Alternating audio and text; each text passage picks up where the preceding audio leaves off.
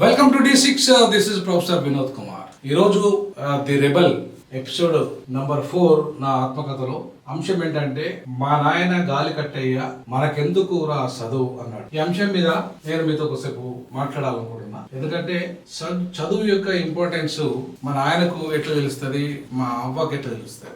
మా అవ్వ కొంత చర్చికి పోయింది కాబట్టి తెలియదు. మా నాయన అసలు చర్చికి పోయేటోడు కాదు. మా నాయన టోటల్ మంచి డ్రింకర్, మామూలు డ్రింకర్ కాదు. ఫుల్ బాటిల్ మీద ఫుల్ బాటిల్ తాగాడు. అలాగే మా నాయన చర్చ్ అంటే ఆయనకు అస్సలు పడదు. తర్వాత ఆయన అసలు చదువు ఎందుకురా మనకు, మాదిగోళ్ళకు మనకెందుకురా, మనం దొంగతనాలు చేయాలి, మనం కష్టపడి దొంగతనాలు చేయాలి, లేకపోతే కష్టపడి కొట్లాటలు చేయాలి. మనం మన మన తాతలు ముత్తాతలు మహారాజులు వాళ్ళంతా బలిష్ఠులు, బాగా గొడ్డుకూర తిని మనం మాంసాహారం తిని గట్టిగా ఉన్నోళ్ళు, మనకెందుకురా చదువు అని చెప్పేసి ఆయన అనటోడు. అంటే ఈ విషయాలని నేను తర్వాత నాకు అర్థమైంది ఏంటంటే, కొంత పెద్దగా అయిన తర్వాత బాబాసాహెబ్ అంబేద్కర్తో చదివిన తర్వాత, కాన్షీరామ్ గారితో పరిచయం అయిన తర్వాత అసలు చదువు విలువ ఏందో నాకు తెలిసింది. అప్పటిదాకా చదువు విలువ ఇంత గొప్పగా తెలియదు. యాక్చువల్గా మన ఆయన ఎందుకు అన్నాడు, ఆయన మనువాదంలో ఉన్నాడు. మనువాదం ఏం చెప్తుంది, మనువాదము చాలా స్పష్టంగా చెప్తుంది, చదువుకునే హక్కు మనకు లేదు. ఎవరికి లేదు? శూద్రులకు గాని అతి శూద్రులకు గాని చదువుకునే హక్కు లేదు, అధికారం చేసే హక్కు లేదు, మంచి బట్టలు వేసుకునే హక్కు లేదు, సంపద సంపాదించుకునే హక్కు లేదు.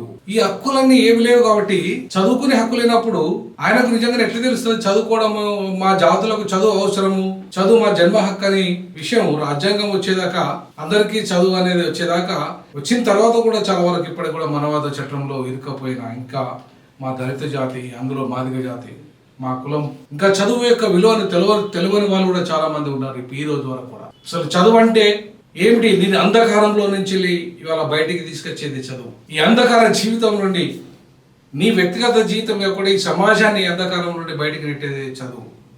జ్ఞానం, జ్ఞాన వెలుగు, అంధకార చీకటిని తొలగించి విజ్ఞానం అనే జ్ఞానాన్ని అందించేది వెలుగు, దివ్య, అదే చదువు. Education not meant for only the getting degrees. Education meant for emancipation of the individuals and also emancipation of the society.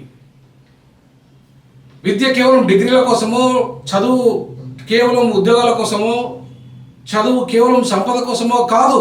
చదువు అనేది నీ వ్యక్తిగత జీవితాన్ని మార్చడానికి, ఫలితంగా ఈ సమాజాన్ని మార్చడానికి ఉపయోగపడే ఆయుధమే, ది వెపన్ అనేది ఒక చదువు.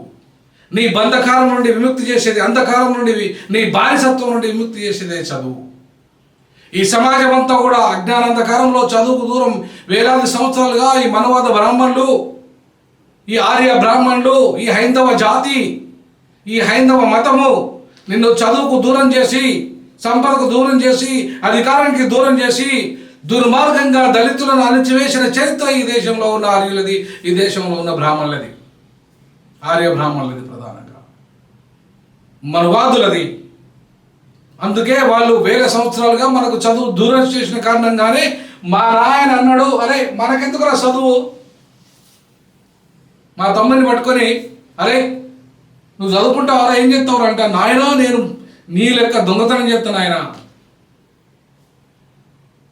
ఇదే శబ్బాసిన, నువ్వురా మొగనివి, నువ్వురా వీడు ఆడిబట్లోడు చదువుకుంటా అంటాడని అన్నది మన ఆయన. మన ఆయన నన్ను ఏమనేది, గాలి కట్టయ్య అలియాస్ సాముసోన్, అది క్రైస్తవులు పాస్టర్ పెట్టిన పేరుగా నిన్నడని చచ్చిపోయాడు కాదు. ఆయన హిందూ మతం నుండి వచ్చినోడు. ఆయన పూర్వీకులు కానీ, ఆయన తాత మల్లయ్య కానీ, ఆయన ముత్తాత పెంచలయ్య కానీ వాళ్ళంతా శివభక్తులు, శివుణ్ణి పూజించరు. హిందూ సమాజం నుండి వచ్చిన వాళ్ళు. సరే, హిందూ సమాజం అంటే నాకు వ్యతిరేకత లేదు, మేము ఆది హిందువులు. మమ్మల్ని అంటరాని వాడిగా చేసింది ఎవడు, మమ్మల్ని ముట్టరాని వాడిగా చేసింది ఎవడు, మాకు చదువును దూరం చేసింది ఎవడు, మాకు అధికారాన్ని దూరం చేసింది ఎవడు, మాకు సంపదను దూరం చేసింది ఎవడు? వాడే ఈ దేశ శత్రువు, వాడే ఈ సమాజ శత్రువు, వాడే ఈ మొత్తం యావత్తు సమానత్వ సూత్రానికి శత్రువు, వాడే ఈ రాజ్యాంగ వ్యతిరేకి, వాడే సమానత్వ, స్వేచ్ఛ, సమానత్వము, సౌరత్వము, సామాజిక, ఆర్థిక, రాజకీయ న్యాయానికి వ్యతిరేకమైన వాడు వాడే. వాడే మనువాది, వాడే బ్రాహ్మణవాది, వాడే హైందవవాది, వాడే ఆర్యవాది, విదేశీవాది. ఈ స్వదేశీలైన మేము మాకు చదువుకోకుండా మాకు నిరాకరించి, మా హక్కును నిరాకరించి వేల సంవత్సరాలుగా మమ్మల్ని బానిసలుగా ఉంచిన వాడే తప్పు. వాడిది తప్పు, మాది కాదు తప్పు. మా నాయనది కాదు తప్పు. మా నాయన ఏ భావజాలం నుండి అయితే బతికిండో పెరిగిండో, ఏ భావజాలంలో తిండికి లేక నా సమాజం అంతా తిండికి లేదు, మా సమాజం అంతా మా మాదిగా వాడంతా తిండికి లేని వాడ. భూవ లేదు మాకు, భూమి లేదు మాకు, సంపద లేదు మాకు, అధికారం లేదు మాకు. అందుకే మా వాళ్ళు తిండి కోసం దొంగతనాలు చేశారు, కడుపు తిప్పుల కోసం దొంగతనాలు చేశారు. వ్యాపారం దగ్గర, డబ్బునో దగ్గర, భూస్వామి దగ్గర తిండి కోసం మన ఆయన దొంగతనం చేసి మా ప్రజలకు తిండి పెట్టాడు. అందుకే మా ఆయనను ఇప్పటికీ చనిపోయి 40-50 ఏళ్ళు అయినా కూడా మా ఊర్లో, మా వాడలో ఇప్పటికీ కూడా మొత్తం యావత్తు పేద సమాజం అంతా మా నాయనను దేవుడు అంటున్నారు. మా నాయనను దేవుడు అంటున్నారు. మా నాయన దేవుడు, కానీ మా నాయన కొందరికి దొంగ, కానీ కొందరికి మా నాయన దేవుడు. నెక్స్ట్ ఎపిసోడ్లో దాని గురించి నేను చెప్తాను. బట్ ఇవాళ చదువు ఎందుకు వద్దన్నాడు మా నాయన అంటే, ఆయన పెరిగిన భావజాలము, ఆయన పుట్టిన భావజాలము, ఆయన పుట్టిన ఆ మతం, అది చదువును నిరాకరించిన మతం, అది గుడికి మేము రాకుండా అడ్డుకున్న మతం, మేము గుళ్ళోకి రాకుండా, బడిలోకి రాకుండా, చదువుకోకుండా మా జీవితాలను సర్వనాశనం చేసి ఇవాళ మేము అంధకారంలో బానిసలుగా తరతరాలుగా నెట్టబడిన ఈ జాతి చదువుకు దూరం చేసి మమ్మల్ని అంధకారంలోకి నెట్టిన దేవుడు. అందుకే మా జాతులంతా చర్చి వైపు వెళ్ళాయి. మాకు చదువు నేర్పిన చర్చి వైపు ఎందుకు వెళ్ళాయి? మేము ఎందుకు వెళ్ళాం చర్చికి?